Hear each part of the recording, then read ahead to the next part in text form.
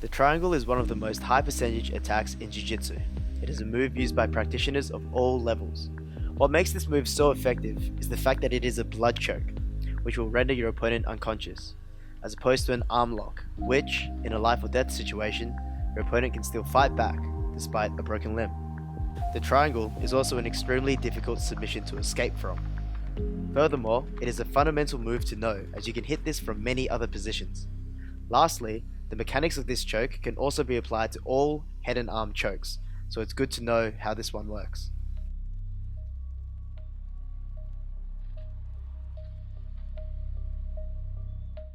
So we're going to start off today by going through a basic triangle from guard.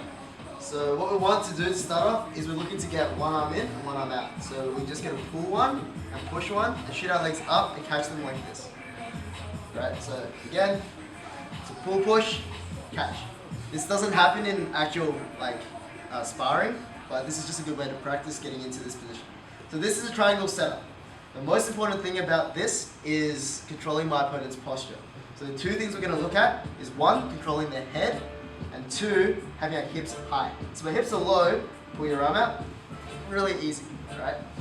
My hands aren't on his head, posture up, I lose everything.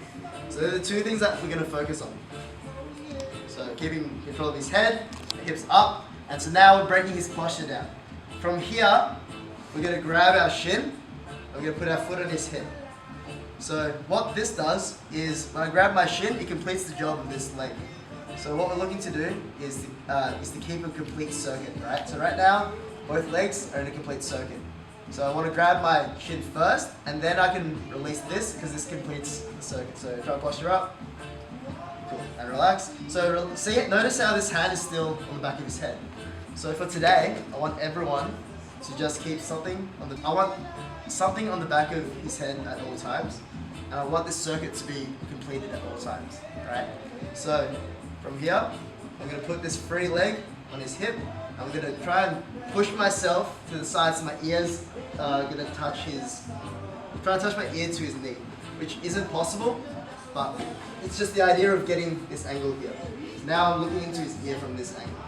From here, I'm going to lock up the triangle, making sure my toes are pointed, because if it's not, and he postures up, it slips.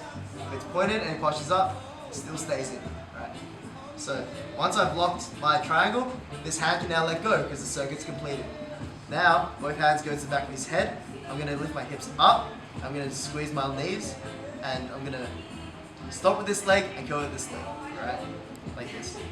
Get the tap. So one more time. Push, pull, enter the position. Both hands go straight to his head, right? The most common mistake is that I'm here, I try to adjust things straight away, and he postures up, and I break, right? Even if I get the circuit first, if nothing's on his head, and they're stronger and bigger, look, ready? Go. He's gonna snap this. So this hand's on the head, try that again. It's not magic, it's just physics, right? So here, this foot now goes on his hip. I rotate to the side, lock my triangle, making sure my toes are pointed up. From here, both hands go to the back of his head. I lift my hips up to finish. Cool. Let's try that. 3, 2, 1. There's so many entries to the triangle. The best entry is probably just shoving their hand where they're trying to push at your leg or something. You just grab their wrist and then you shove it. And then you come up to the triangle catch. It's really rare that you can get straight to this. But if you're here, you can just adjust, right? That's why the drill is important. So once again, we'll practice this now. We're here. The push-pull doesn't work. That's just a way to kind of demonstrate the position.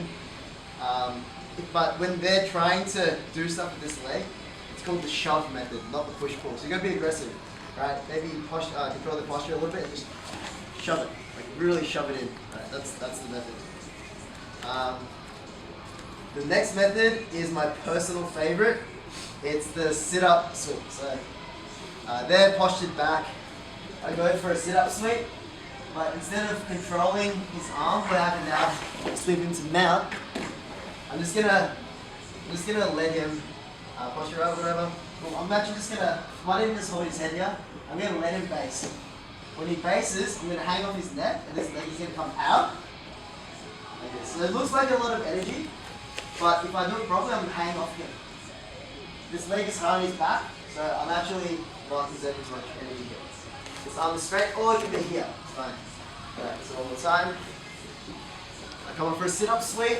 I didn't have this arm here, it doesn't matter, but I let him post. His hand goes on the back of his head. And what makes this work is this leg being hard on his back. From here, I slip, right? It's really bad. But if this is high, look, I'm just hanging off it. From here, this leg comes out. I grab on your shin straight away. Slowly. I haven't done this slowly before. Out, grab your own shin. Cool. I get this really light off of it. From here, cool, I sit up. Boom, just bump them straight away.